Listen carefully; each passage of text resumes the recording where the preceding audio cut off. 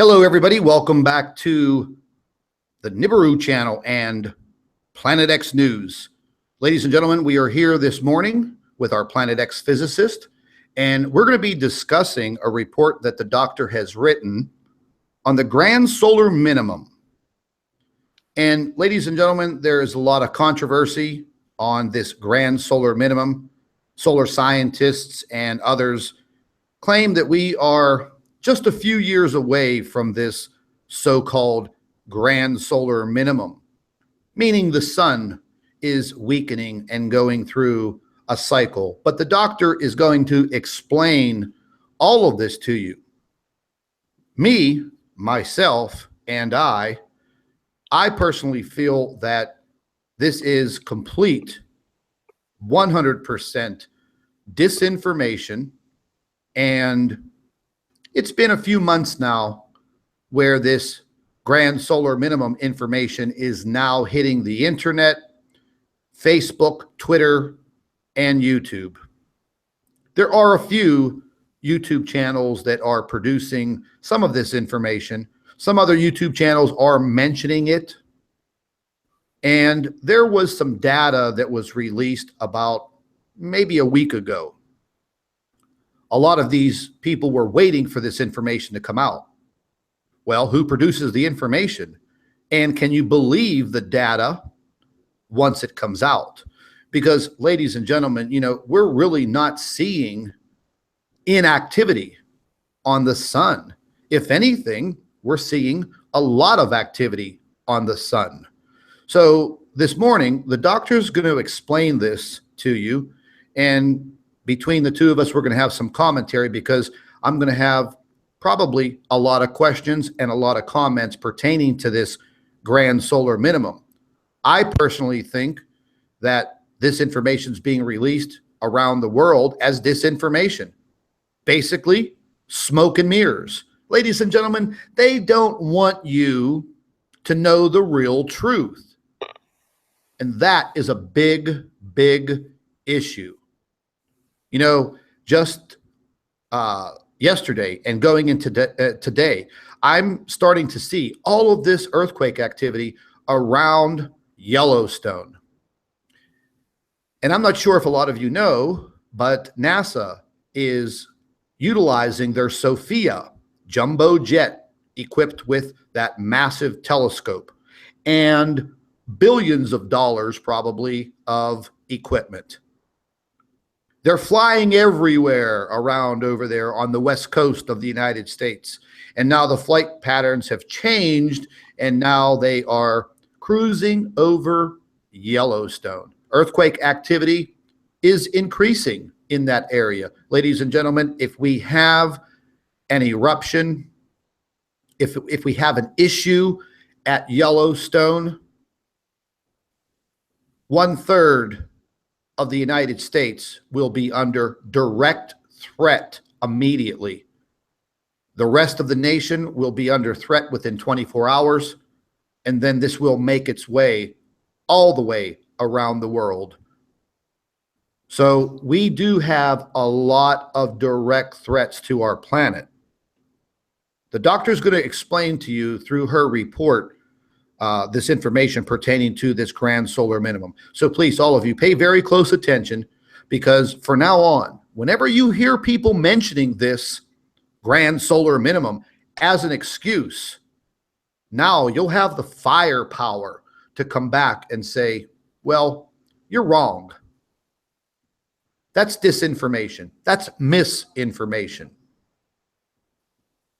Good morning, doctor. How are you?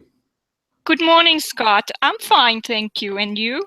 I'm doing pretty good. I am fired up. I'm ready to rock and roll. I have 2 cups of Colombian coffee in me and 1 Red Bull. I'm fired up, and I want to get into this information on this grand solar minimum because, you know, as of lately, there's one specific channel, one specific individual that's been, you know, taunting me on this grand solar minimum, actually producing videos on YouTube telling people that there's nothing wrong with the sun. Meanwhile, showing a video on his little tiny channel of the sun with a massive coronal hole turning towards Earth this week, earthquake activity blowing up all over the planet, volcanoes erupting minute by minute, horrible weather around the world.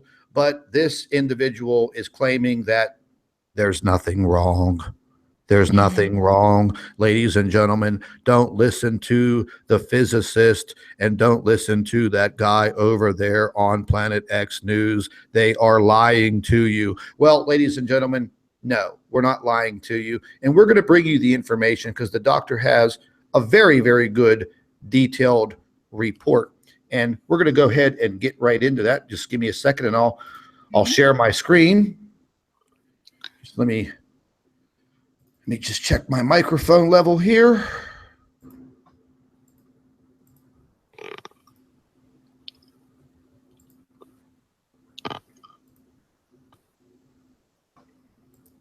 And here we go with the grand solar minimum. Right. So, Scott, first of all, I believe that this theory about the grand solar minimum is like competing with our own observations that we have objects in the solar system and that these objects are weakening the sun. So basically, the grand solar minimum is a way to get around the fact that there are objects in the solar system and to say, oh, well, the sun may be getting weaker, but it's a normal cycle. So I'm going to show you that the sun is getting weaker, and the evidence clearly shows that it's getting weaker because of these objects in the solar system. And a lot of the arguments around the grand solar minimum, for example, cosmic radiation and what it does to the planet, there's actually no connection. And people have actually done studies. I'm going to go through a study that shows that there is no connection between cosmic radiation and the fact that the Earth is being affected, say with earthquakes and weather patterns and so on. So we're going to go through all that in this article. That sounds great. That's exactly what I want to hear. Let's rock and roll. Good. So we'll start by examining some images here of the sun. These are ultraviolet images, and these are SDO images in 30.4 nanometer. And the first one on the left is from 2017. In fact, June 12, 2017. The next one is from June 12 of 2016. That's right. The next one is 2015, and the last one is 2011. Now, the reason why I like to compare the 2017 with the 2011 is that they were both 3 years away from the solar maximum, which was in 2014. So you would expect similar images, but as you can clearly see, there's quite a difference.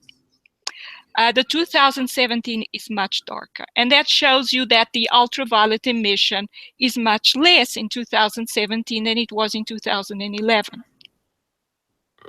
But you can also see that it's even darker than the 2016 image. And that's right.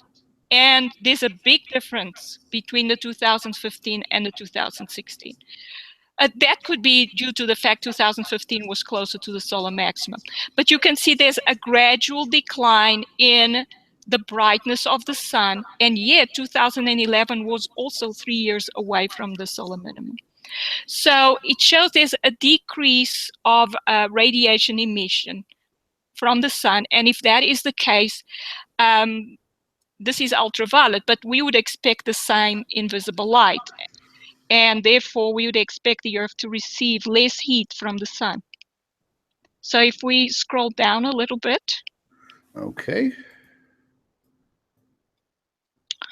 Right. So as you know, the sun has a 11-year cycle, but it's not exactly always 11 years.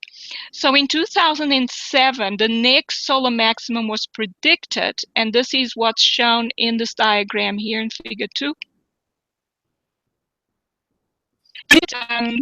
To happen between 2011 and 2013. So if you look at the curve, it peaks on around 2011, before 2012.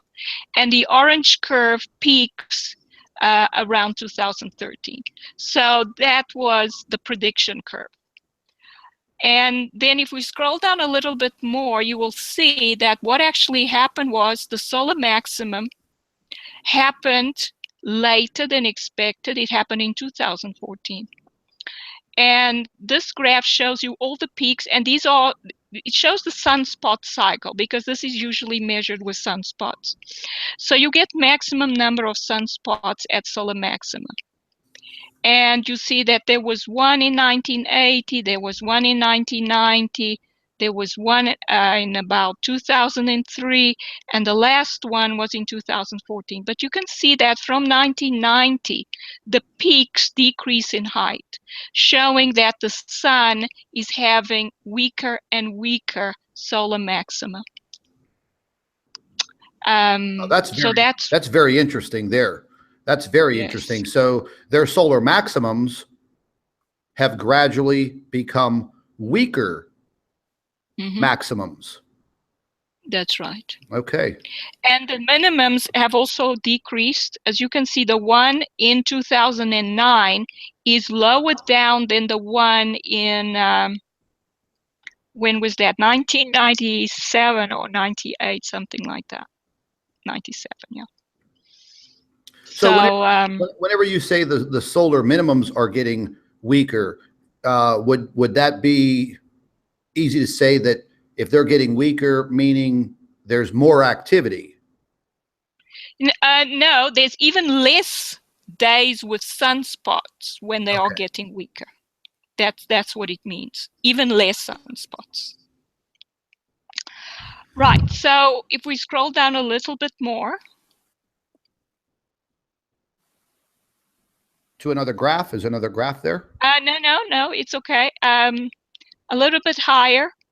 So so this, as you can see from that diagram I just showed you in figure 3, that the maxima started decreasing in 1990, and that's quite a few years ago, right? So that is 27 years ago. Then we would expect, because the sun has been getting weaker, the Earth to get less sun, and therefore for it to go into a mini ice age by now. But yet we see the opposite happening. In fact, the amount of ice in the Arctic is decreasing, and the glaciers are melting in Greenland. So then we can scroll down and we can look at the picture. This is a glacier in Greenland, northeast Greenland, and it's melting to such an extent that you have rushing water running through it. That's how much it's melting. In fact, it's melting by 5 billion tons per year. Wow, so, that's a lot. That's a lot. Yeah, I've read a lot about what has been occurring in Greenland. I've read a lot about this over the last couple of years, and there is absolutely no doubt that our poles are warming up. There's been a lot of reports on the Antarctica that have been published about the warming of certain areas in the Antarctica.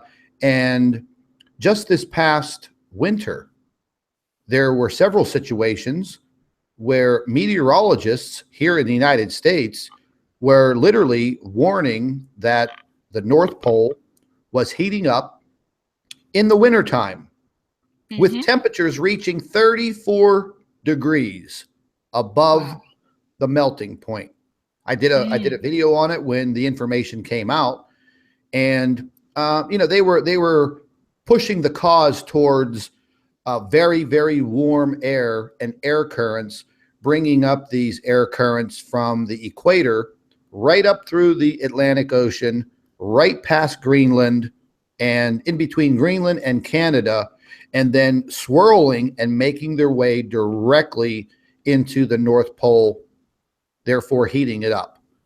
But the information's definitely out there. I read a lot about it this past winter, and it did concern me because this would cause our ocean levels to rise gradually, and having all of this fresh water flowing into the salt water creates a totally different situation. But I'll go ahead. I'll let you continue. Go ahead. Yeah, thanks, Scott. That's correct. It changes the ocean, changes the environment in the ocean. It changes everything. It affects the whole climate. And it can inundate coastal areas, of course, if the sea level goes up. I mean, 5 billion tons per year is quite a lot. And this is just one glacier. Doesn't even count the amount of sea ice that has melted in the Arctic. Right. So the other thing is, so if the sun is getting weaker, as I've shown you, there are signs that the sun is having lower activity, then by now the Earth should be having a mini ice age, as I said. But the opposite is happening. As you can see, the glaciers are melting. But it's not just the Earth. Other planets are also warming up. Mars and Pluto, for example, and Neptune's moon Triton and Jupiter. And the ice caps on Mars are melting and decreasing in size. So if we scroll down a little bit, we'll see some pictures. This is Mars. The ice caps have been melting, so there's less and less ice at the ice caps. But it's not just that. Mars is now having huge thunderstorms. Actually, it's a little bit like Earth, because Earth is also warming up. The ice caps are melting on Earth, and we are getting stronger and stronger storms. So what is happening on Earth is happening on Mars as well. And if we scroll down a little bit more. Okay, I just wanted to touch base on these photographs real quick. So this top photograph here, this was taken in 1995. Are these actual photographs supplied by NASA? They are actual photographs, yes. NASA. Okay, so you could actually see the polar caps. Yes, you can. You could actually see the decreasing of the solar caps. Here's 2001, 2003, 2005. There doesn't look like there's too much left. No. And they're having huge sandstorms because Mars is very dry. And here is Pluto. Now, Pluto's very interesting because Pluto has experienced a 300% increase in atmospheric pressure due to frozen nitrogen. So a lot of the ice on, because it's so far away, it's at a very low temperature, I think only 44 Kelvin.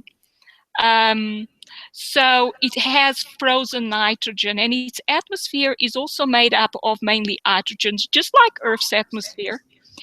But what happens is at that temperature, when the nitrogen heats up a little bit, it sublimates. That is, it goes from the solid phase to the gaseous phase. It bypasses the liquid phase. So that leads to atmospheric pressure increasing on Pluto. And that has happened, and the increase is 300%. So that's a threefold increase, which is amazing. And this has been happening whilst Pluto has been moving away from the sun, because Pluto has an elliptical orbit and it's further from the sun at certain times than at others. And at the moment, it's moving further away from the sun. Absolutely amazing. Yes, I did read a lot of this information not too long ago pertaining to Pluto, because I had some questions that I was trying to investigate pertaining to Pluto and the exoplanet Eris. And it really stunned me whenever they kicked Pluto out of the solar system, basically downgrading it. I really didn't think that that was just an absolute necessity to do something like that. But No. What's the name of that astronomer that really pushed this issue? Brown. Mike Brown. Yeah, Mike Brown. Yeah, Mike Brown. Yeah. I mean, this is the guy. This is the NASA fanboy. Him and the other Badagen astronomer, Konstantin Badagen. Ladies and gentlemen, these are the two NASA fanboy astronomers linked directly to NASA. These are the guys that supposedly found this Planet X9, whatever they want to call it, with a 20,000 year orbit. They know it's out there mathematically, but yet they've never imaged it. But yet we can image two brown dwarf stars 6 light years away. We can image a massive blue brown dwarf star 11 light years away, and we can tell that it's ice caps. It has ice caps on the north and south pole of the dwarf star. We can tell that it has water on it. We can go out there with these Hubble telescopes and the WISE telescope and all of this big NASA technology, and we can find these objects light years away, but they want us to believe in the theory of Planet 9, which has never been imaged, never been found, but they know it's there mathematically. And I just think that was the beginning of a big disinformation campaign to knock down the theories of Planet X, Nibiru, Nemesis. Again, whatever name you want to label it, they knew the information was going to start coming out. Now that the doctor has stepped up to the plate and we have a professional that is contradicting everything that they are telling the American public and the world population. And then, they go ahead and they knock down Pluto and just kick Pluto out of the solar system. That doesn't make any sense. It does. I watched, they actually had like a conference with this astronomical society, this International Astronomical Society, and all of these astronomers and astrophysicists from all over the world in a big conference.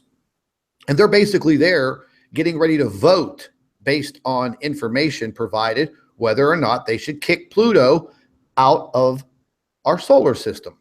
To me, it looked like they had one big hard-on with this issue with Pluto. And I just didn't understand it. And I still, to this day, I don't understand it. Who cares about Pluto? Why kick it out of the solar system? I just didn't understand it. And I just think, me personally, it was the beginning of the big disinformation campaign to move forward step by step into introducing Mike Brown's Planet 9 theory.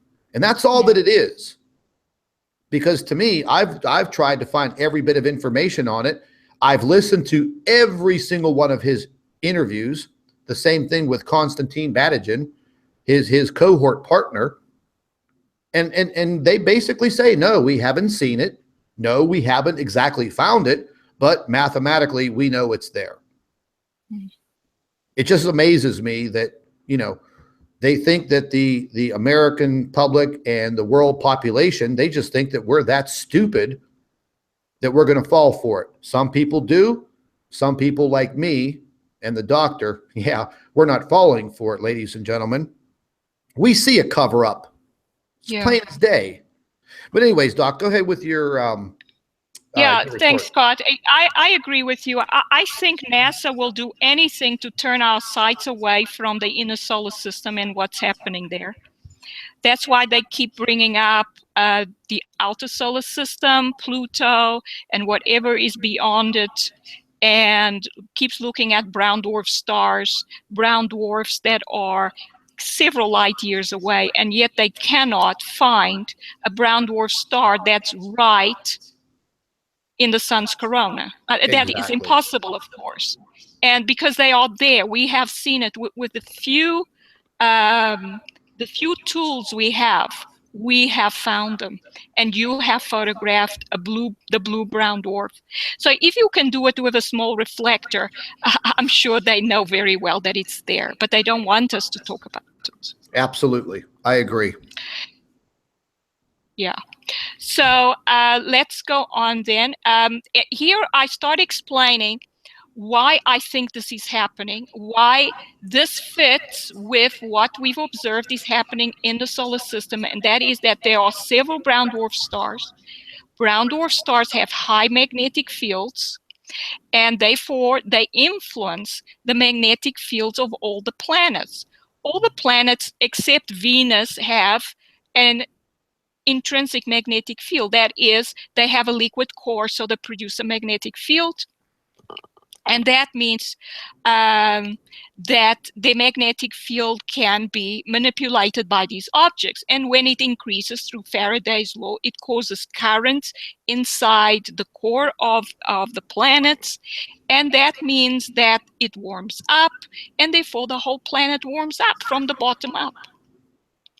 It also causes increased earthquakes and volcanic activity, which we have seen a lot of on Earth. So, and if you move down, I start showing how much the volcanic and the earthquake activity has grown in recent years.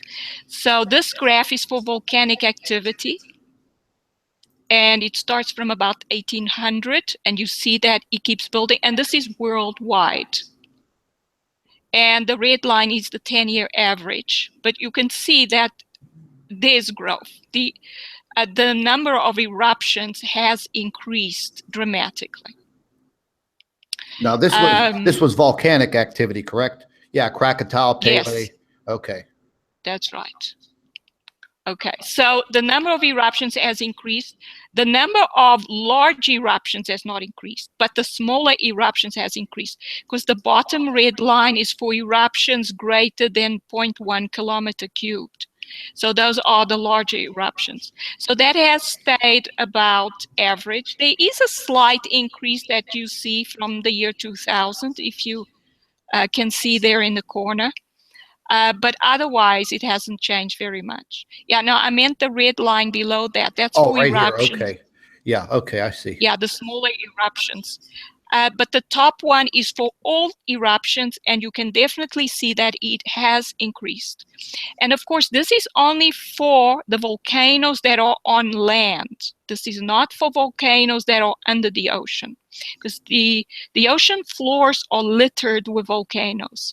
And if they erupt, we probably don't know about it. So yeah, I believe there was talk of over 1 million underwater volcanoes around the world, approximately. Mm-hmm. And I mean, you're right. I mean, we don't have ways of monitoring these volcanoes underwater. Now, I did watch an oceanographic documentary on the placement of seismic devices on a very large underwater volcano.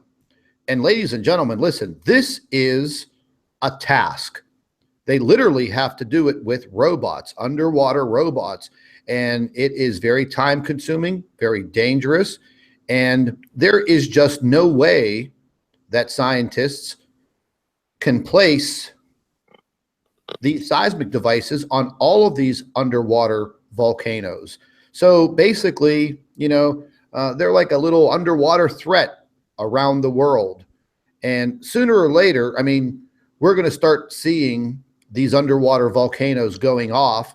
If they're in shallower waters, well, then you're going to start to see islands popping up out of the ocean, similar to what happened off the coast of Japan. They literally had an underwater volcano, and it erupted, and it kept erupting and erupting and erupting, and now it's formed an island off the coast of Japan. You can walk around on it. So what the doctor's explaining to you, it does happen. It's happening now. You know what I wanted to ask you also, Doctor? In order to speak and present information on this grand solar minimum. Yes. What type of education, what type of background do you think you should have to professionally display this information to people and explain it to them? Well, you should have some training in geology, geophysics, and planetary science. That's the sort of background. I guess if you have a PhD in physics, you can go and learn all these fields because you are trained to learn new fields.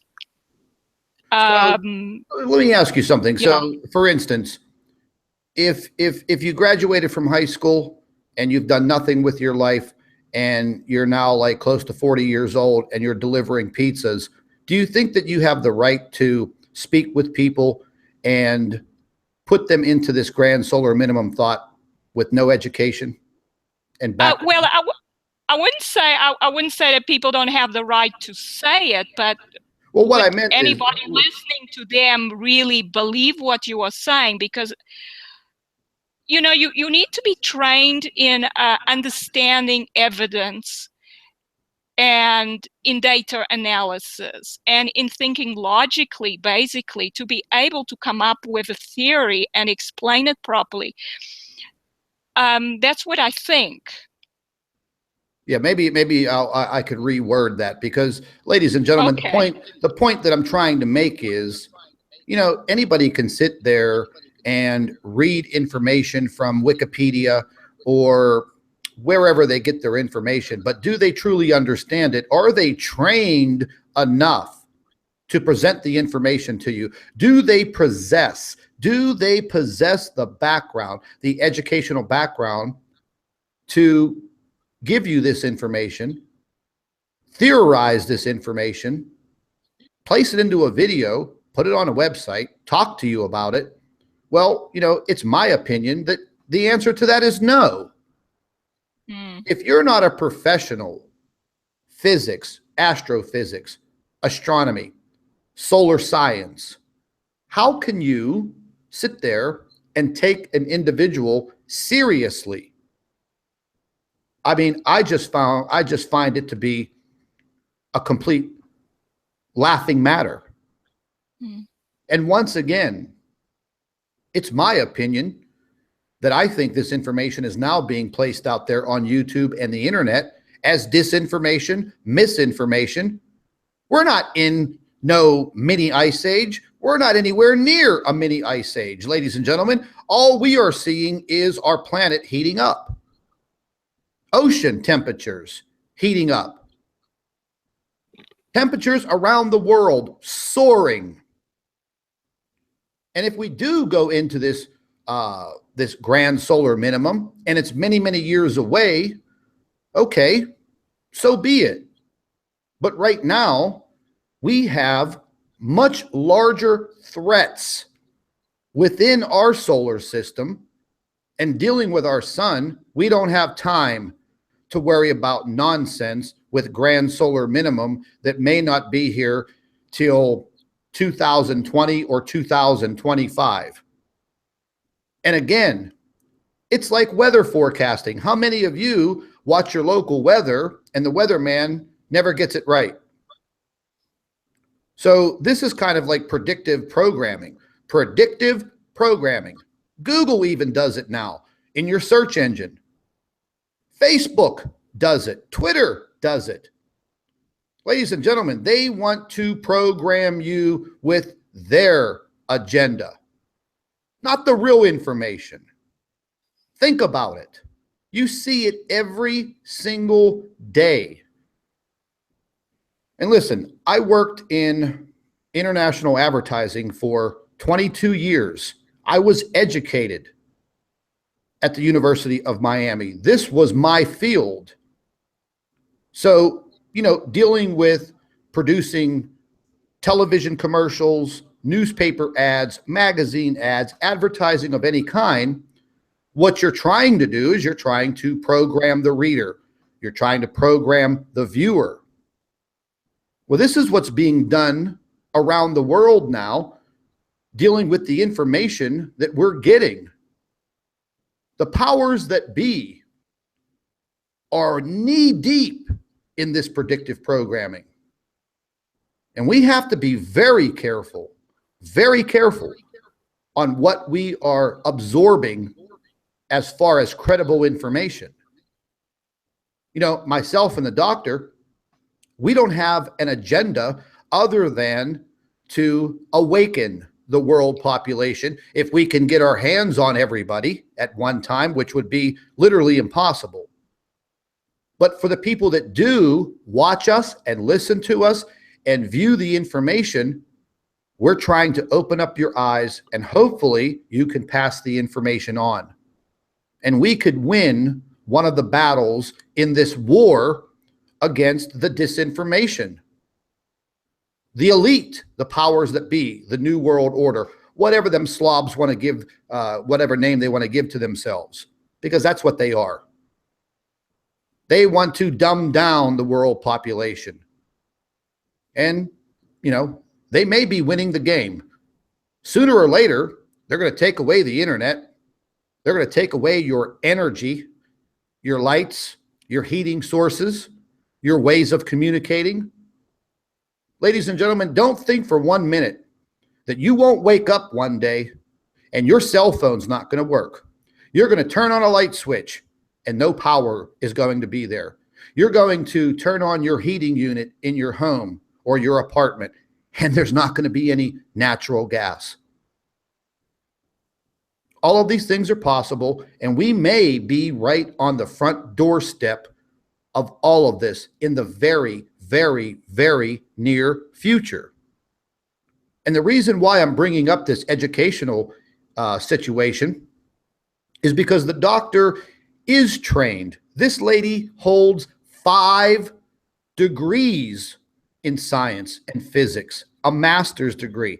She has studied for years and years beyond a high school education. She has been lecturing at a university in physics for 17 years. I think that she is very credible to present this information to all of us. But some guy out there who decides to, you know, open up a grand solar minimum YouTube channel to try to sway the information his way, who doesn't have a background like this, you know, he doesn't deserve to be producing this information for people to try to disguise what's happening. That much is a fact. Go ahead, doctor. You know, I just wanted to get my point across on that. Okay, thank you, Scott. All right, so we can move further along to the next figure. And this is earthquake activity, magnitude 4 and above earthquakes. As you can see, it's an exponential increase. And this graph is from 2007. And so we see exponential increase from 1973. And we can see it's an exponential trend. And yes, earthquake activity. It's quite an increase. Yeah, so yes. And it's an even greater increase in earthquakes than in volcanic activity, as you can see. Okay, if we move down a little further, we will get just United States. And this is from 1973 to 2016, so it goes further. And as you can see, the increase that we see there is greater than exponential. It's a huge increase in earthquake activity in the US. You know what, doctor, I wanted to ask you a question while we're right here at this point and showing this graph with these years. You know, based on all of your observations and you know, ladies and gentlemen, this doctor does this, her research and her investigations and her observations now every single day. Just like myself, it has consumed her life and our agenda, once again, is to awaken the world population. But doctor, based on your observations, based on your research and your investigations, when do you think that these brown dwarf stars started making their way into our solar system? Because based on this graph, you see a very steady increase and then a drastic increase. You know, Scott, I think they may actually have started making their way into the outer reaches of the solar system maybe more than 100 years ago. My goodness. The reason why I say that, and further I'll talk about this, is because the sun's magnetic field has increased by 230% in the last 100 years. And as far as I can tell, there's only one reason why the sun would do that, because it's interacting with other objects of a magnetic nature. So, but I think they came into the solar system, or started coming in, maybe one or two, in the 1970s or 1980s.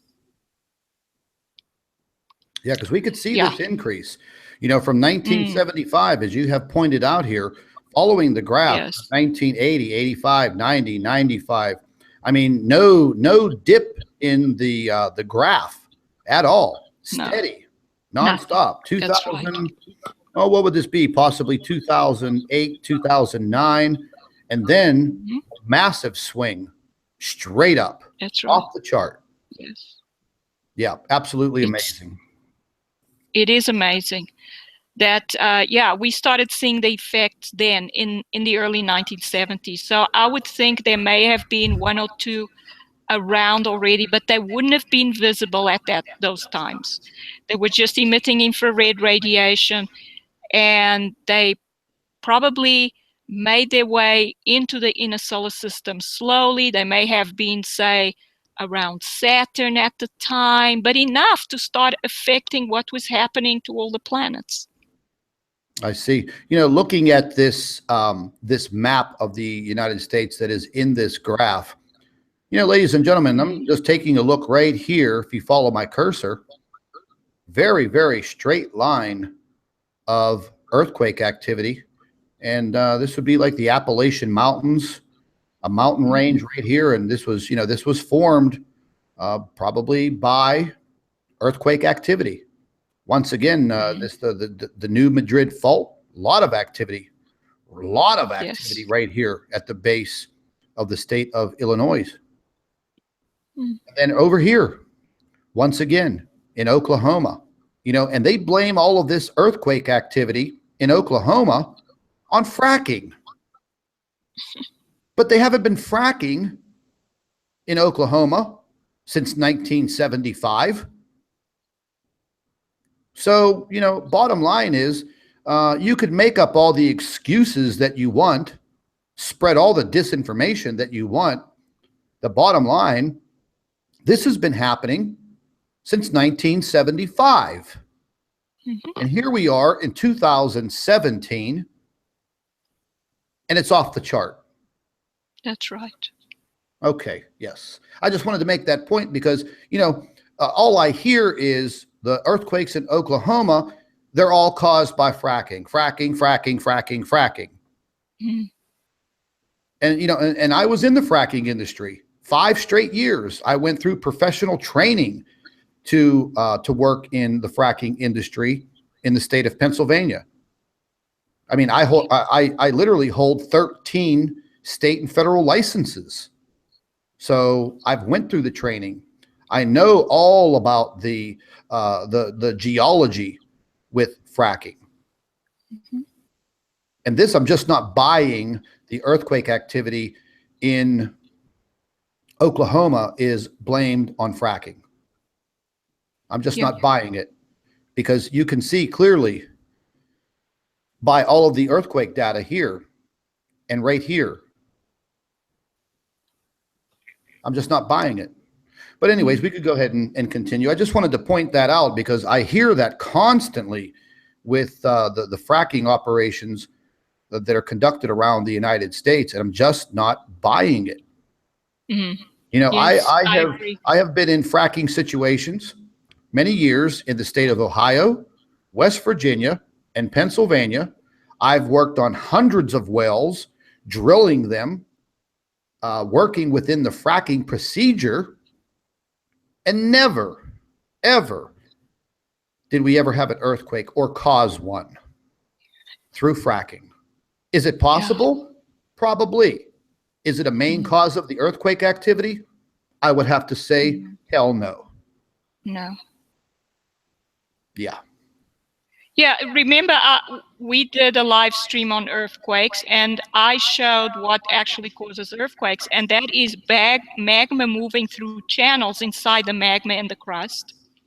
And something causes the magma to move and to erupt into closed chambers, and that causes earthquakes.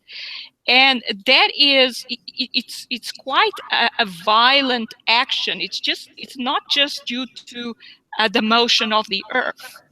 I mean, its rotation. So there's something else that's jolting the earth and causing sudden increases in temperature and things like that. That leads to earthquakes. Exactly. Yeah. So here in this figure, we see again what is happening to the Arctic Sea. Ice, it's been melting. You see the difference between 1984 and 2012. There's a sharp decline in sea ice. That's very dramatic. It's very dramatic indeed. Okay, so, and I mentioned this before, there are volcanoes, of course, on the ocean floors, and these volcanoes would be erupting just like the ones on land, but there are a lot more under the ocean than on land. We just don't know about most of them. And they would, of course, warm up the ocean. And if the ocean gets warm from the bottom, it will melt the ice. So that's one of the reasons why the ice is melting. The other reason is because the Earth seems to be wobbling, or there seems to be a shift of the geomagnetic poles. And again, I've written about this as well.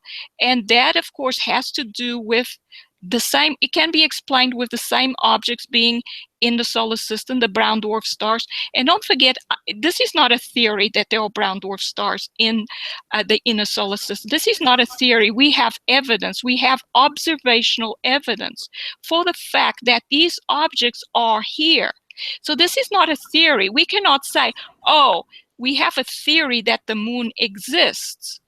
No, we know the moon exists because we can see the moon.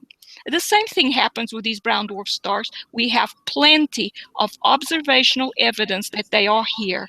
And no matter how many times NASA says they are not, the observational evidence will not go away. I agree. So, I agree. Thank you. So as you can see, the Arctic ice is melting. And again, that can be explained by what these brown dwarf stars are doing to the solar system. So if we move further down. Yeah, I just wanted to give everybody a really good close-up shot, ladies and gentlemen, of what you're looking at is the North Pole. You're looking at the North Pole in 1984, the ice, compared to the year 2012. I would have to say maybe, what is that, more than half or just about half? Yeah, it's about half has disappeared. So moving 5 more years into the future, it's probably worse. Mm-hmm. Oh, it's much worse now, I think. Wow. Yeah. That is, yeah, that's a little shocking. I've never seen this. I've never seen this before, the Arctic sea ice. I've delved into the information, but that is, woo. Yeah. That's incredible. It is indeed. Right. So here we come to, I think, a very important part of this report, because the people who are using the grand solar minimum are saying that when the sun is weak, what we're going to get is more cosmic radiation coming into the solar system. And the cosmic radiation has certain effects. And some of them is the fact that there will be nucleation and more cloud, and therefore the Earth will cool down. But it can have other effects as well. For example, the cosmic radiation can actually induce currents in the ionosphere and currents inside the Earth. And then that could actually cause some increase in temperatures and so on. However, this study was done, I forget his name, Lockwood, Dr. Lockwood, and he did a study where he looked at the cosmic ray count, so it's neutron flux, from the early 1970s to about 2007. I think the study's from 2007. But you can see the cosmic ray count fluctuates. That is from about 1975. Okay, we can say 1977. It has a downward trend, and it comes down to a minimum in 1987. And yet, if you look at the global mean surface air temperature, there is no such decline. In fact, it keeps on going up. So if there was a correlation between cosmic rays and the surface temperatures on Earth, you should see the same pattern in the surface temperatures. There should be a decline from about 1977 to 1987. We don't see any such thing there. We just see a complete rise. Yeah. So you see that from this already, you can see that cosmic radiation and surface temperatures are not connected at all. And we can do the same thing with earthquakes, because further down I show that, again, there's a total disconnect between cosmic radiation and earthquake activity. So you see there, I show the same chart again for global earthquake activity. And I know I made it a little smaller, but you can definitely see that from 1977 to 1987, there was an increase. There is no such decline as you see in the cosmic ray count chart. So there is no connection, no correlation between the two. So that means that the grand solar minimum and the fact that they're using the argument of the cosmic ray flux does not work. Very good, doctor. Very, very good. Thank you. Yes. You know, because I knew somewhere within the information that there was a lot of disinformation. And ladies and gentlemen, you know, I mean, all of us, we're not scientists. We're not educated like the doctor is. So, you know, a lot of this may look like, you know, the Chinese language, the Chinese alphabet. But, you know, as she's explaining it based on historical data, well, you know, as we say, the proof is in the pudding. It's right here in front of you. So what I'm saying is, you know, this whole grand solar minimum, it's a farce. It's a complete disinformation campaign to move us away from what is really happening. Yeah. Those are my thoughts. You can have your own thoughts and opinions, but, you know, I mean, we are 2/3 of the way through the doctor's report, and I am sold already, because I believed that this grand solar minimum was a complete disinformation campaign. And when it was started, I knew it. I knew that they were going to come out with something to drive the world population away and again make excuses. And listen, this is what really gets me hot under the collar. When they don't tell us the truth and they formulate these excuses, and then they make the excuses so scientifically outrageous that the common man and woman doesn't understand it. So therefore, we feel threatened by their education and their status, so we just believe them. Well, yeah, that doesn't work with me. because I am very analytical. I dig and I dig and I dig and I form my own opinion based on my own research, my own investigations. And I knew from the very beginning this grand solar minimum at this point in time was crap. And now it's being spread all over YouTube, all over the internet, all over Facebook, all over Twitter. I see it. Mm-hmm. Yes, I knew it was crap. Yeah, you're right, Scott. It just goes to show, of course, they have to come up with an explanation to do away with what we have discovered in the inner solar system. They don't want people to know the truth. And that's the way it is. It changes everything. And they don't want things to be changed. They want the status quo to remain the way it is. Exactly. Right. So here I mentioned that the same scientist, Lockwood, did another study. I think this one is from 2013, where he showed that the sun's magnetic field has increased by 230% in the last 100 years. So that would mean that the sun, as far as I'm concerned, is being affected by these brown dwarf stars. But it also means that this is the heliosphere. So it's what the sun's magnetic field produces around the solar system. Is like a bubble that protects it from ionized particles from outside the solar system, so in the galaxy. And so if the sun's magnetic field increases, basically it strengthens the heliosphere. So less of these particles will be able to come into the solar system.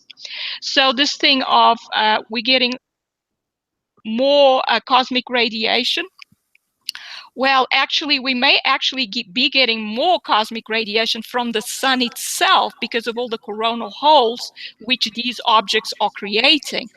But I think there's a strong possibility that there's actually not much more cosmic radiation than normal coming from outside the solar system because of this change in the sun's magnetic field. Well, that answers a lot of questions for me too, because I did read about this. I think it was about a year ago. I delved into this, and once again, you're making better and better sense of all of this. That much, I definitely thank you for that. Mm-hmm. And what do we have here on Figure 14? This is Venus. This is an infrared image of Venus taken by Akatsuki, a Japanese Venus probe. It's also known as the Venus Climate Orbiter. And I think it arrived at Venus in 2015. And so I just wanted to put it there. But the studies show that Venus auroral brightness has increased 2,000%. So that's 20 times brighter. Now, Venus does not actually have an intrinsic magnetic field. That is, it doesn't have an iron core. It doesn't have a liquid iron core, and so it cannot produce its own magnetic field and its own magnetosphere. But it does have an induced magnetic field due to ion exchange between the solar wind and its ionosphere. And so Venus is actually a lot like a comet. This is what happens with comets. And it's got a long tail, and it's very much like the tail of a comet. But the auroral brightness means that this ion exchange has increased. And what would lead to that increase would be just the amount of particles. Now, the sun is not really emitting more solar wind particles than before. If anything, it may be a little less. So where does that come from? Well, it has to come from the brown dwarf stars that are in the solar system. They get energy from the sun. Eventually, they start being able to produce a stellar wind. That is their own particle flux. So they start emitting their own particles. And these particles will hit the rest of the planets in the solar system. And I think this is what's happening with Venus. It's probably what's happening with our own atmosphere. As you know, we've looked at it many times, and our magnetosphere is not behaving anything like it should. It looks like it's being hit by extreme high densities, and it's not protecting the Earth like it should. Sometimes it looks like there's a hole right through it, so the particles are coming right in continuously. And the solar wind speed is so low that it is abnormal. And that is only possible if there is an opposing stellar wind. So we see over and over again the same thing happening to all the other planets that is happening to the Earth, and that can really only be explained by these stars, these extra stars being in the solar system, because brown dwarf stars are still stars. And once they absorb energy from the sun, they are able to behave like stars and do a lot of the things that we expect stars to do. So, there's just one question that I wanted to ask so we could make a lot of sense of this. So let's just take, for instance, our whole entire solar system. Mm-hmm. Is there anything else that you could introduce into a solar system that would cause the planetary bodies to heat up, other than the introduction of a star, another star? Well, basically, you would have to introduce something that is energetic and has ionized particles. So a huge cloud of ionized gas coming into the solar system might do it, but you have to remember one thing. Where do these clouds of ionized gas come from? Exactly. They come from stars. Exactly. I thought you were definitely going to lead right into that, because that's what I was researching a while back. Yes. Is how can all of these planets systematically, from the outermost planet to the innermost planets, how are they all heating up in a straight line, basically, one after the other? And ladies and gentlemen, it's already been proven. NASA's, they sent their probes out there. They gathered the information. They leaked it out there a little bit. I mean, who did a great presentation on this, the planets heating up, was David Wilcock a few years ago. He gathered all of the information, and he held a conference, and he proved, using the information that was there, that systematically all of these planets have been affected, and all of them have heated up in an interval straight leading to the inner solar system. Now, it definitely makes you wonder, how does this happen? Well, the doctor just gave you the answer. Yeah. Absolutely amazing. Yeah. What do we have on Jupiter here? Yeah, and then I do mention that Jupiter has gone through some changes as well. I don't have a picture of Jupiter here, but the cloud formations that form belts across Jupiter, some of them have gone through incredible changes. Some have grown in thickness, and some have dissolved. Some of them have increased their brightness by 200%. So it's quite dramatic what's been happening with Jupiter as well. Now you have here, it says the Venus has increased its auroral brightness by 2,000%. That's right. Wow. 2,000%. That's 20 times what it was before. And as I explained before, the only way you can explain that is if more particles are interacting with Venus's ionosphere. Wow. The sun by itself cannot explain what is happening with Venus. We have to have extra ionized particles hitting Venus's atmosphere. So that would be just basically like striking a match and moving it closer and closer and closer to your skin. So the closer you get, the warmer it's going to get. You're going to start feeling the heat. The closer the particles get, the more impact, the more heat. That's right. That's The a good expansion. analogy. Yeah. Indeed. Yes. Wow, ladies and gentlemen, we're definitely learning something here today. There's absolutely no doubt about it. This is all making a lot of sense to me because I've been researching and investigating all of this now for I think it's going on 14 years of in-depth research and investigations into Planet X and what is occurring in our solar system and looking for reasons. And it's been very difficult. It's been very hard for me to obtain this information and have a good generalized understanding. Since I've been working with the doctor, she has brought a lot of this to light in her observations and with her education, making a lot of this very, very easy to understand now.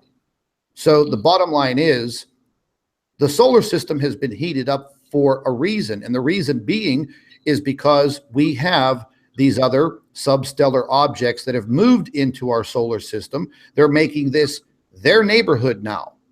The other planets are reacting to these brown dwarf stars and the composition of the brown dwarf stars. And they have moved from the outer solar system closer and closer to the inner solar system where we live on what we call planet Earth. Now, Doctor, moving into Saturn, I know Saturn's gone through some changes. It's been documented. It's been documented, and papers, reports, research, it's all been out there. What do you have here for us on Saturn? Right. So Saturn, the most dramatic change is that its equatorial jet stream has slowed down substantially in the last 30 years. But that's not just it. There is X-ray emission from its equatorial region as well. And this observation was done by Chandra, which is a space X-ray observatory. So it's a satellite. And this was surprising because Jupiter, it's been known for a while that Jupiter emits X-rays, but from the poles, not from the equator. So I actually think that, I mean, most astrophysicists think that what this is that these X-rays are actually reflected sun X-rays. I don't actually think so. I think the evidence is actually that these objects are interacting with the brown dwarf stars that have come in. And in that interaction and with the particle flux, they are getting their neutral gases excited, and then when they go back down to the ground state, they emit X-ray photons. So I think actually this is the most likely explanation for this. Because, I mean, if this was natural, then Saturn should do the same thing as Jupiter, because the magnetic field of both objects is much stronger at the poles. And so you would expect this kind of thing to happen more at the poles. But yet with Saturn, it's happening at the equator. So I think it's an interaction between Saturn and the ionized particles coming from these brown dwarf stars. Incredible. Yes, it's quite an amazing, it was quite an amazing discovery, I think. Right, so we've come to the conclusion. I guess I could have put more in. There is more happening. For example, there are some things happening with Mercury. It's been discovered that Mercury has a magnetic field, but this magnetic field is stronger in the northern hemisphere than in the southern hemisphere. It's very strange. And it's got certain areas at the poles that reflect radar. So people think it might be ice at Mercury's poles. Yeah, but either way, I did read that just recently. I was reading the scientific research paper on that, and It also was talking about how Mercury is shrinking in diameter. Mm. Yeah, I've never heard of a planet shrinking, but you know, they Yeah. went on and on into this article and kind of blew me away by the information. Mm. Yeah, it just goes to show that things are happening rapidly changing in the solar system. The other thing is that the moon is actually getting a sodium atmosphere. So that's evaporating from its surface. It's getting an atmosphere. So even the moon is changing. Everything is changing in the solar system, and this change cannot at all be explained by this theory called the grand solar minimum. We have to actually have objects in the solar system leading to these changes. And that is basically the conclusion. Well, that was a fantastic presentation, and you definitely answered a lot of questions that I had pertaining to this grand solar minimum. You know, and ladies and gentlemen, again, you know, I'm just giving you my opinion on the grand solar minimum theories. I'm just not buying it right now. There are too many things going on this planet, and the grand solar minimum, yeah, it's not jiving with me. Especially when, you know, they're saying it's going to happen years and years from now. It's going to create an ice age that can possibly last 10, 20, or 30 years. Okay, well, you know what? In 20 or 30 years, you know, I might not even be on this earth, but I need to pay attention to what is happening right now.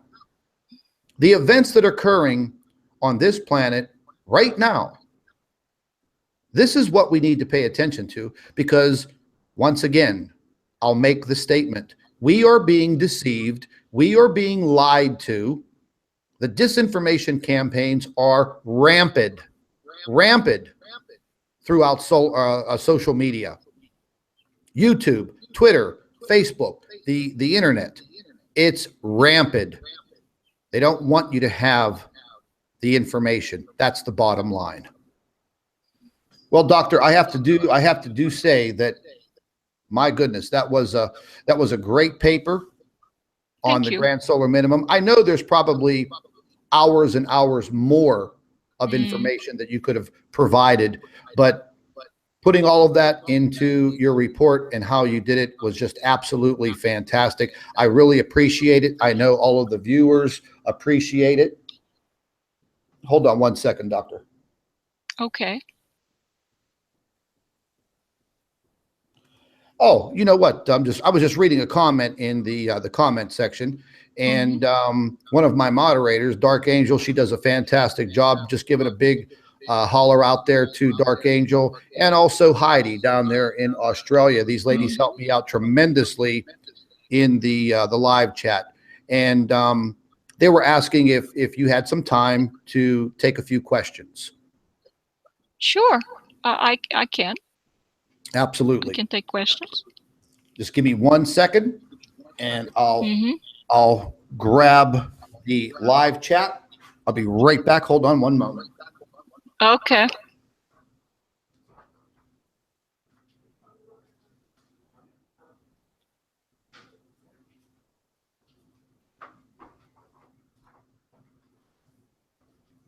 Okay, ladies and gentlemen, I have the live chat up, and we'll be able to take a few questions. So if you just want to put the questions in the live chat, I'll go ahead and relay them to the doctor. Oh.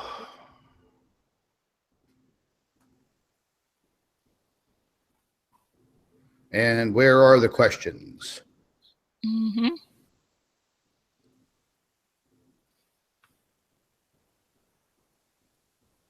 Okay.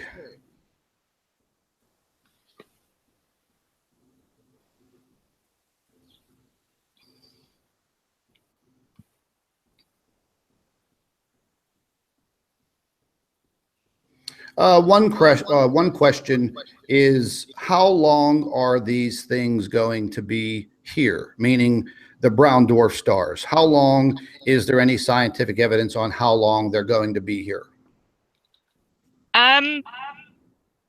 Well, I can tell you what I think, because as far as I can tell from what they are doing, they are not planning to go anywhere. They've come into the solar system. It looks like they are attracted to the sun. They are absorbing energy from the sun. And they can stay here for millions of years. They basically, I have written another report because you had a little video on Lumen AB, which is 2 brown dwarf stars. Yes. And they have exactly the same brightness. And I've written in this other article, my argument was, how do we get 2 stars, 2 binary stars with exactly the same brightness? And that actually shows you what these brown dwarf stars do. They come in, so one may be weaker than the other. The weaker one drains the stronger one, and until they both have the same luminosity, basically, they same brightness. So basically, we have lots of brown dwarf stars and possibly more coming in all the time. But things seem to be getting worse in the solar system, not better. And they come right up to the sun and they start draining it of energy. And they increase their own energy, and so they start performing like stars again. They have their own stellar wind and so on. They start getting brighter. The sun is losing brightness, as you could see right from the beginning of that article we've just been through. The sun is losing brightness. These objects are increasing their brightness. How long will they stay around? Until they and the sun have all the same brightness. They equalize. And I think they don't show any, I don't see these objects coming in and going out again. I see them coming in and almost getting stuck to the sun as they absorb its energy. So to tell you the truth, I don't think they're leaving. Yeah, because it would basically be like 2 magnets that attract with each other. They make they make the magnetic connection. Then how do you break it? Mm-hmm. They're stuck there forever. Now, one of my favorite subscribers, Rose, how are you? Love you to death. She had a question, and her question was, the solar rays that are hitting the Earth, is that what is causing all of the different colors around the sky in the morning? Because we're seeing these big, bright, fluorescent pink and orange skies in the morning. Now, I've seen something like that, throughout my life, but nothing like the intense colors that we've been seeing over the past few months, going back at least to January. Yes, Scott, that's very interesting and very important, because these are not normal. It's not normal for the Earth to have magenta skies. We've had some sort of red sunsets before, say in the 1970s and the 1980s, but then the sun was red. And then the clouds in front of it would look red as well. We wouldn't have a yellow sun and red skies. That's not possible. How can the sun be emitting light inside the Earth's atmosphere of a color different from what the clouds are reflecting and transmitting? That is not possible. So what is actually happening is these clouds are reflecting and transmitting light that's not coming from the sun. It's coming from these other stars. And these other stars emit light in different colors, different frequencies from the sun. And I think there's at least one of them that emits magenta light. And these stars, when they are close to the Earth, because they have their orbits around the sun, and at certain times they are probably closer to the Earth than at other times, they will illuminate the Earth's atmosphere. Now, the sun is probably still brighter than these objects, so it's not so obvious in the middle of the day. But at sunset, when the sun's illumination becomes weaker at the part of the Earth's atmosphere where it is sunset, then you can start clearly seeing the illumination from these other stars. And I think that is what's happening. Because remember, if you have a yellow light, you shine a yellow light on the wall, what is your wall going to look like? It's going to look yellow, isn't it? Exactly. So if you look at the lamp, you see it's yellow. You look at the reflection, you see that's yellow. Now, if you look at the sky and you see the sun and the sun is yellow, you would expect the clouds to look yellow as well. Yes, How not can pink. the clouds be red then? Yeah, not pink and purple. Exactly. They cannot be pink or purple.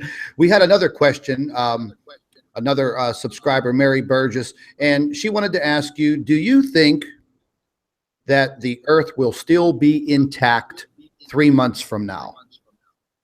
Definitely. Okay. I don't believe that the Earth is going to be destroyed. These objects are affecting the sun. It's a long-term process. The sun has weakened substantially, but it still has a lot of energy. And at the same time that the sun is weakening, these other objects are strengthening.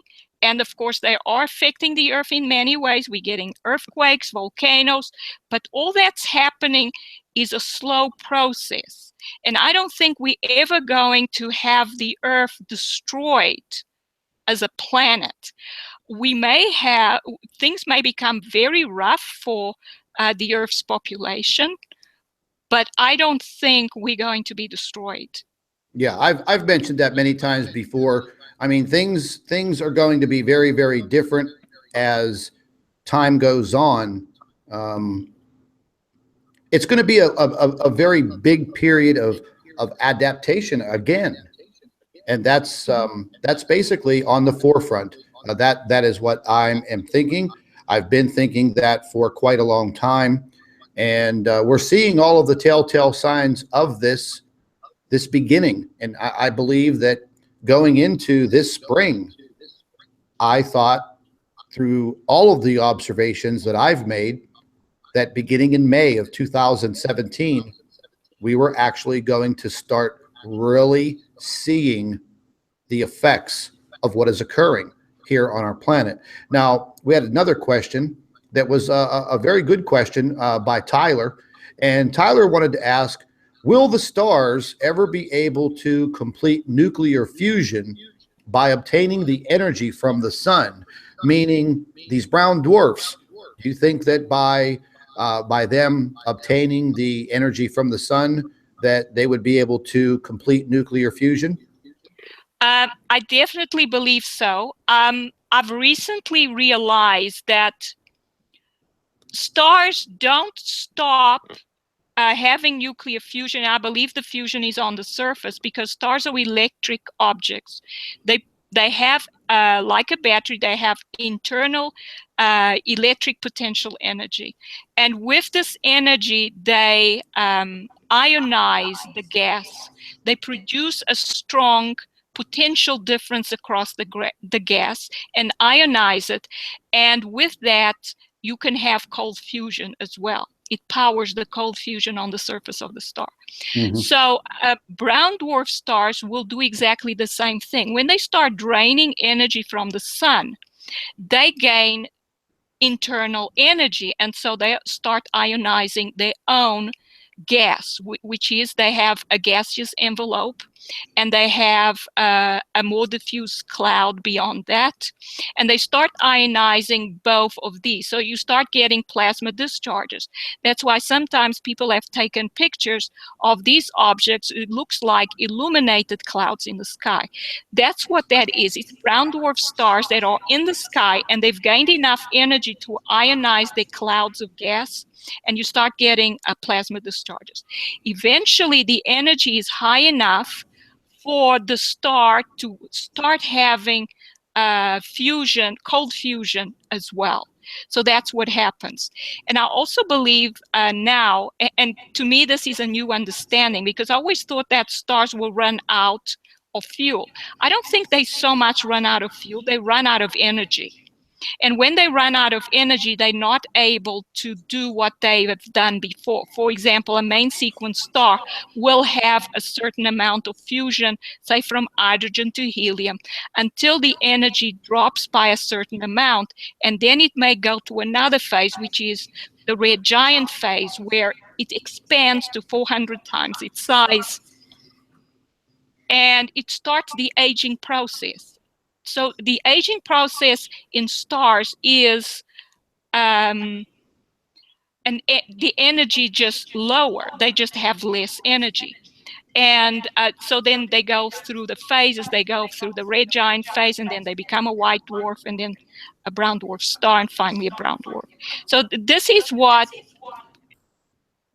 I've developed, and I cannot say this is a fact. I know for a fact that there are brown dwarf stars in the solar system, or objects that I know as brown dwarf stars. But what I'm explaining now is a theory I've developed through the observations that I've made. So yes, you will get fusion reaction on the surface of these stars. Now we had one more question here, and one of my great followers, very nice guy. Question: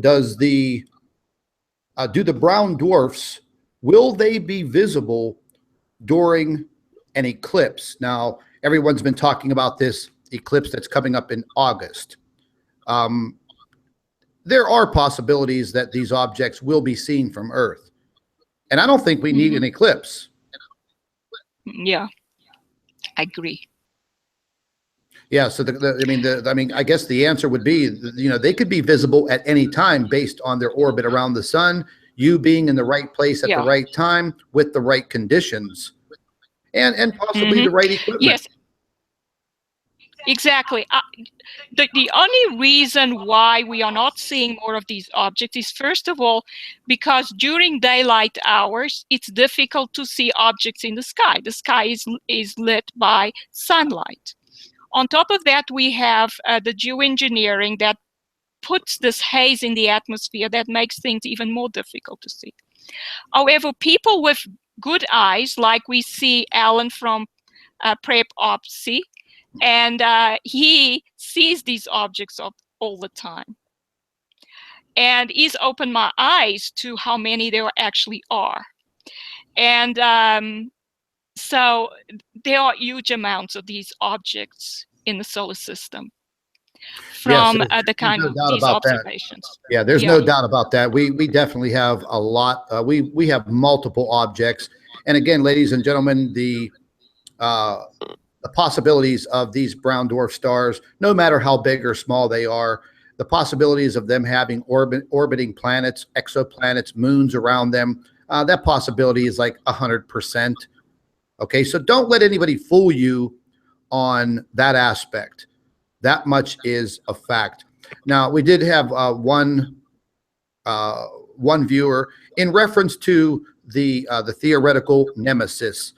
This is based on, the Zachariah Sitchin and what Dr. Robert Harrington found, the name of this big brown dwarf star, Nemesis. They're asking if Nemesis is the center of well, this isn't even spelled right. Interloper solar system. I'm under the impression that interloper.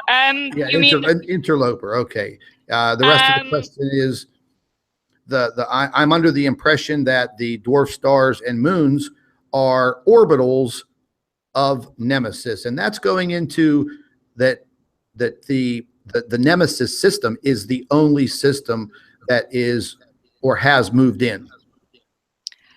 Yeah, I know that a lot of things were written about this in the 1980s, where people believed there would be a solar system merging with our solar system, or that possibly our solar system was part of this larger solar system.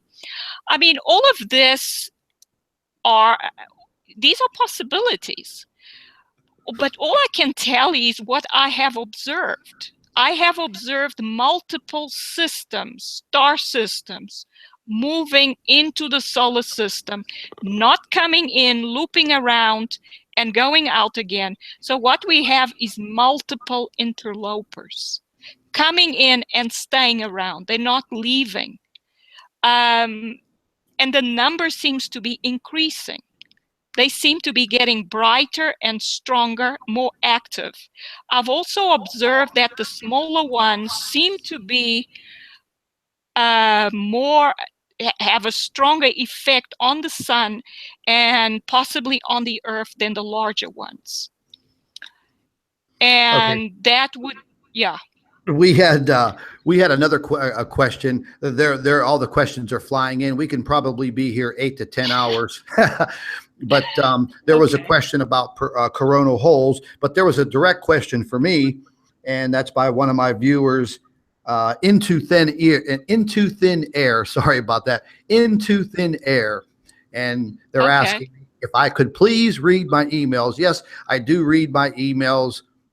Unfortunately, or fortunately, I get about 1,000 emails a day.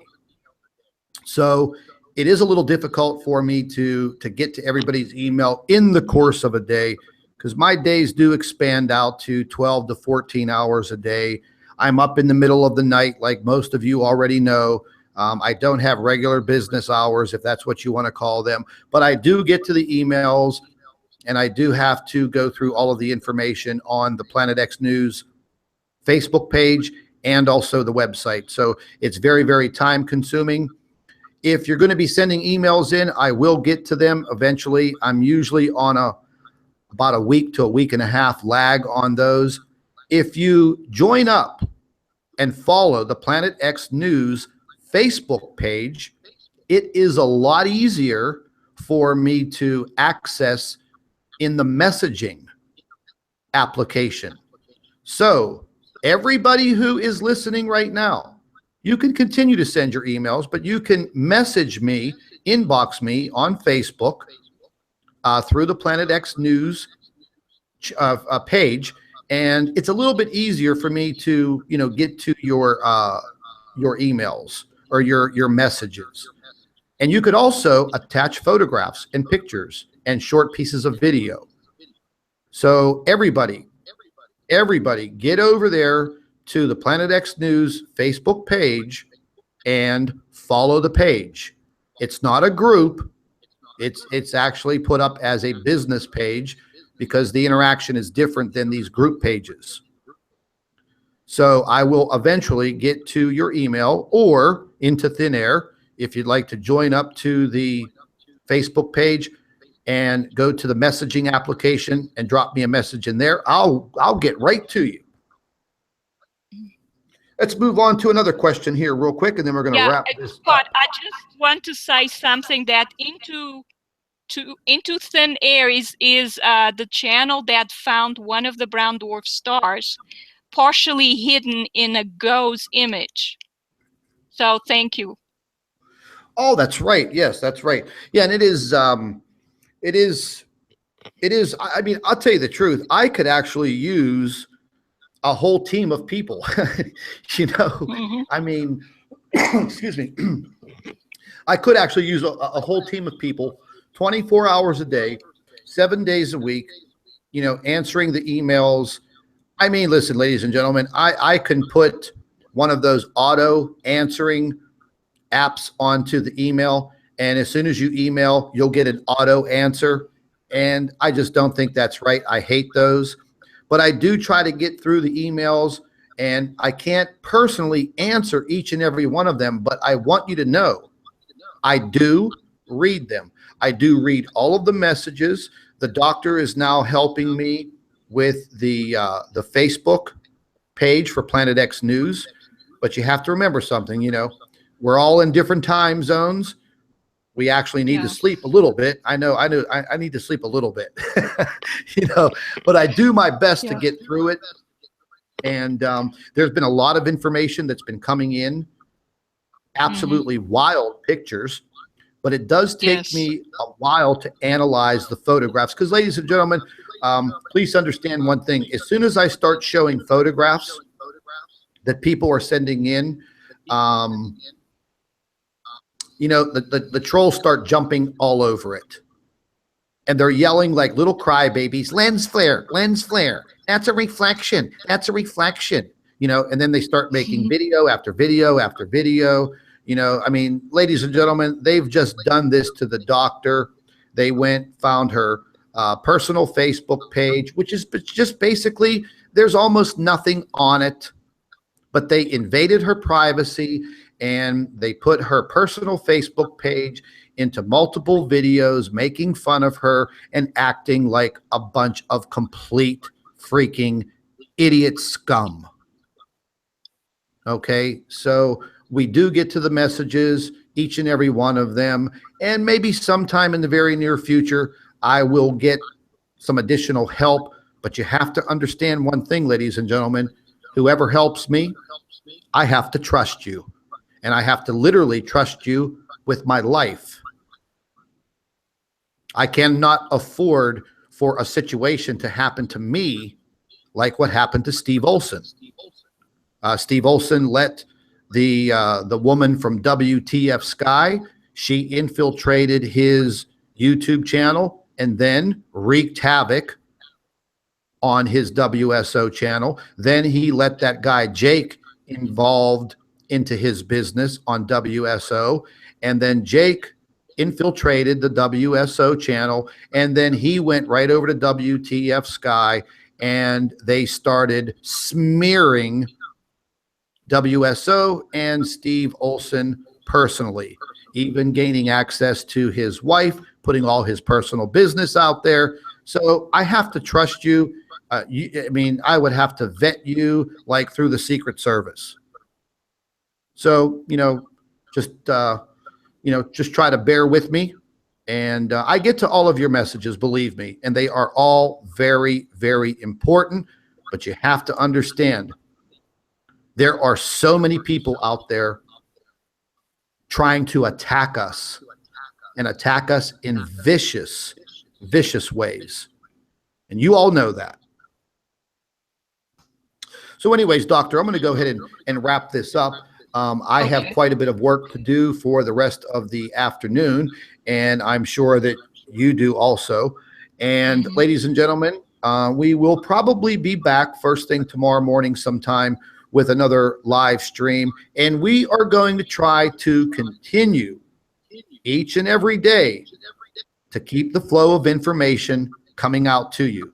That much is a fact. Doctor, any last words that you'd like to say? Well, as usual, Scott, thank you for helping me. Thank you for trusting me. And well, it's that time, we're going through difficult times on this planet. And I believe that the best thing we can do is get to know our Creator. Yes, I once again, I absolutely agree 100%. And ladies and gentlemen, I've had a few people that have sent in some emails over the past couple of weeks. And, they basically were very truthful, and they said that they are scared. They are scared because they are seeing things happening with military movement throughout the United States. They're scared because they see the massive changes in the weather and the sun, the intensity of the sun. They're very scared about some of the information that they view on YouTube or the internet or Facebook. And ladies and gentlemen, please understand one thing. We are not here to scare you. They tend to use the word fear mongering.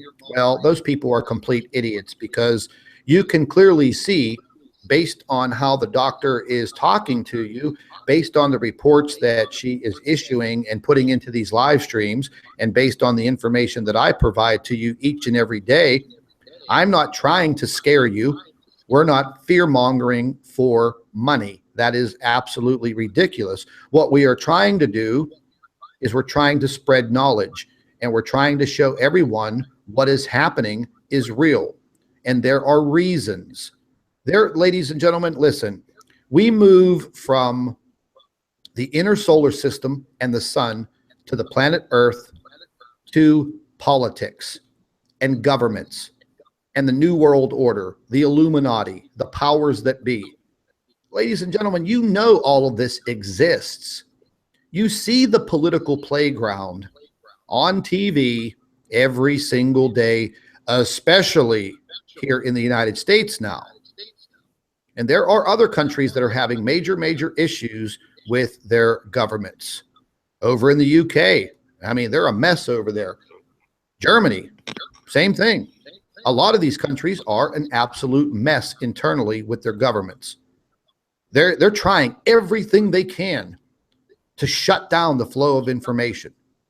It's not going to happen. But eventually, they're going to pull the plug.